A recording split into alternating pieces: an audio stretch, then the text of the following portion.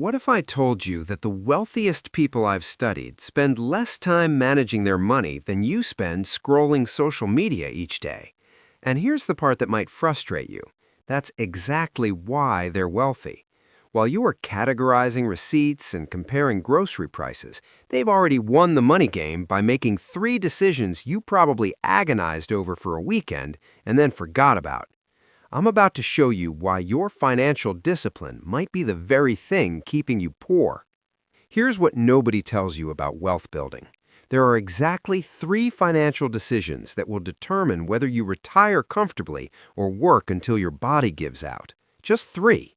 Everything else is financial theater that makes you feel productive while keeping you broke. The brutal truth is that someone who makes these three decisions correctly can be sloppy with everything else and still build millions, while someone who tracks every penny but gets these three wrong will stay stuck forever. Let's start with the decision that matters more than your entire budget combined: where you live.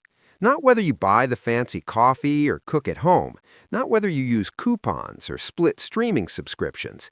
The difference between spending 25% of your income on housing versus 40% is the difference between retiring with over $1 million in investments or retiring with nothing. That's not an exaggeration. That's just compound interest doing its work over 30 years. But here's what makes this decision so dangerous. You make it once, sign a lease or mortgage, and then it bleeds you dry month after month while you're busy congratulating yourself for bringing lunch from home. The second decision is transportation, and this is where most people financially destroy themselves while feeling responsible. A $700 monthly car payment doesn't feel like a crisis. It feels normal because everyone around you has one too. But here's the math that changes everything. That car payment, invested instead, becomes over $400,000 in 20 years. You're not choosing between a nice car and a basic car. You're choosing between a nice car and retiring a decade early. Yet people will spend an hour finding cheaper gas while signing away their financial future on a loan for a depreciating asset. The third decision is the one most people avoid entirely because it requires courage instead of discipline: aggressively increasing your income. You can spend countless hours shaving $50 off your monthly expenses, or you could spend that same time developing one skill that leads to a $10,000 raise. The mathematics aren't even close. Your expenses have a floor. You can only cut so much before you're living in a van eating beans. But your income has no ceiling.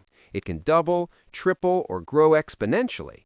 So why are you spending your precious time and mental energy on the activity with limited upside while completely ignoring the one with unlimited potential? Here's what makes this approach so counterintuitive. It requires you to be ruthless about the big decisions and completely relaxed about the small ones. The wealthy understand something that looks like carelessness from the outside, but is actually strategic brilliance. They'll order expensive wine without checking prices, buy organic groceries without comparing unit costs, and tip generously at restaurants. But they bought less house than they could afford, they avoided car payments entirely, and they invested years into increasing their earning power. They identified the three decisions that actually matter and optimized those while ignoring everything else. This is why traditional budgeting advice keeps you trapped.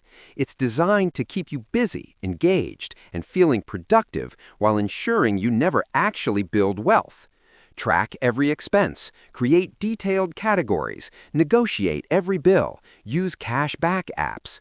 It's all financial busywork that gives you the illusion of control, while the real opportunities slip past unnoticed. You're being taught to win small battles while losing the war entirely. So here's your action step, and it's simpler than anything you've been told before. Audit your three big decisions right now. Are you spending more than 30% of your income on housing? Fix that before you worry about anything else. Do you have a car payment? That's your second priority. Are you actively working on increasing your income at least 1 hour per week? If not, start today. Everything else is just noise. Stop tracking the pennies and start fixing the decisions that actually determine your net worth. The difference between financial struggle and financial freedom isn't discipline, its focus on what matters.